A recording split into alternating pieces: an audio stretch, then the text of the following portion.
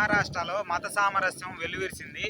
ఏంటంటే మహారాష్ట్రలోని వనవాడి అనే ప్రాంతంలో పక్కపక్కనే హిందువుల పెళ్లి ఒక చోట జరుగుతుంది. ఇంకో చోట వచ్చేసరికి ఇంకో మండపంలో ముస్లింల పెళ్లి జరుగుతుంది. హిందువులది ముస్లింది పక్కపక్క మండపాల్లో పెళ్లిళ్ళు జరుగుతున్నాయి.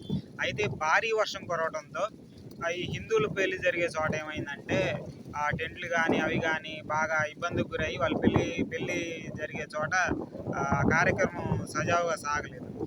అందుకని ఏం చేశారంటే పక్కనే ముస్లిం వివాహ వేడుక జరుగుతూ ఉంది.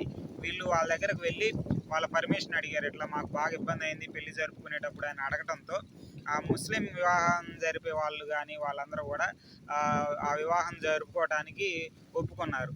అది కూడా ఒకే వేదిక మీద హిందూ ముస్లిం ఇద్దరు వివాహ వేడుకలు జరిగాయి. దాంతో భారతదేశంలో మతపరమైన కలయిక ఏదైతే సామరస్యం ఉందో అది వెల్లివిరిసిందని చెప్పుకోవచ్చు. ఒకే వేదికపై వాళ్ళ ఫోటో షూట్ కూడా జరుగుతూ ఉంది. ప్రస్తుతం ఇది దేశవ్యాప్తంగా ట్రెండింగ్లో ఉంది.